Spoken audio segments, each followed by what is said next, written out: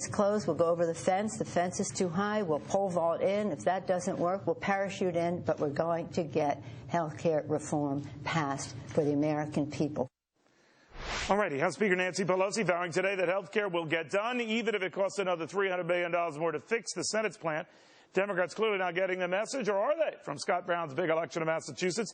But my next guest says the president indeed has. Political analyst Carl Jeffers joining me right now. Carl, I love you dearly. I don't see the president getting the message. I certainly don't see congressional leaders getting the message. Oh, I think that the president gets the message. And remember, Congress's approval rating, both Republicans and Democrats, are so low that, in fact, it really wasn't the message of Virginia, Massachusetts, and New Jersey that Congress needed to get. They're almost beyond hope. The president, however, was sent a definite message, and I think he got that message, and he Where showed did that you a pick bit up on? I covered the speech last night. I didn't pick up on that. What were you hearing? Well, let's go a couple of things. One, he made it clear that, and this is not just rhetorical, that jobs and the economy will be the primary focus for the next year. And one of the concerns that was costing him support among liberals and particularly independents was that in the past year, they felt that he was losing that emphasis on jobs and instead focusing on things like health care, like Wall Street, and continuing the bailouts when Wall Street was getting healthy. So that was one example. He hasn't given up on health care. Where did he put has not given up on health care. He didn't even mention it. No, he hasn't. But, Neil, that's true. But he didn't mention health care till almost 40 minutes into the speech. Oh, stop it with this time. If you want to play this numbers game, all right, he mentioned health care 7 times. He mentioned whatever jobs 29 times, whatever. I can play this game back and forth. The fact of the matter, he did say, bottom line, that he's going to keep going. My issue with all of this is that it was a hodgepodge of stuff thrown at people to see what would stick.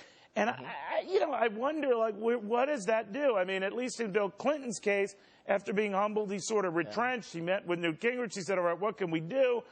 This guy, maybe you're seeing it. You know him better than I do, and you know the leaders better than I do. I don't see any shift in thinking. I don't think they see a need to. Oh, I think they do. And I can tell you, Neil, that, in fact, the speech that we heard last night was a different speech than we would have heard had not the Democrats lost in Massachusetts. How was it a different speech, The president got a message. He got a message because, one, he was clearly trying to appeal to the so-called populist anger that's in the country, which definitely came out of the Massachusetts message. Right. Number two, he recognizes that health care, the way he sees it, and more importantly, the way Harry Reid and Nancy Pelosi sees it, is probably not going to happen, and that's why he did lower its priority, even though we do need health care reform. Why the very next day is he doubling down, and Nancy's doubling down, and she's saying, well, I know $300 billion for this, and she's winking and nodding to her colleagues saying, look, there are other ways we can get this through. And then, lo and behold, he's in Tampa, Florida, talking up some super fast rail that's going to go to the, I don't know what it's going to do, but it's going to cost a lot of money. And when the American people are just saying, will you slow the heck down?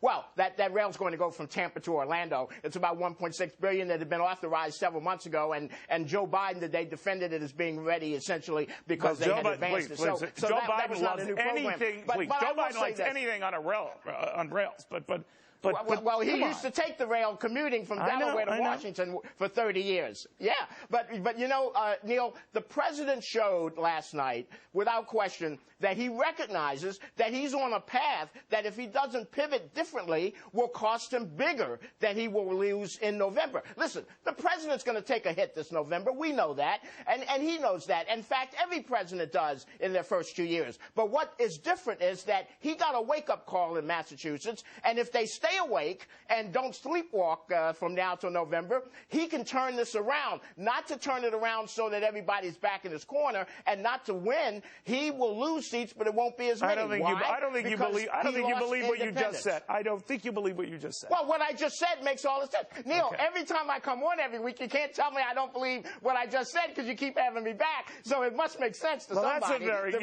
That's a very good point. That's a very good point. Well, I keep having you on because you're so good. You're so good. But well, Carl, but you're giving me good material. All right. Well, good having you back again. You're wrong on this one, but that doesn't mean we want to invite you back because we love having you on, constantly being wrong. Well, especially if J.D. Hayworth is going to get a gift for appearances. You told me he wants that new Steve Jobs material. All Make right, sure you we'll put talk me in that after list the when you have your show. little This is discussion. an open mic and everything else. Yeah, that's what you told him. Carl Jeffers, thank you very much.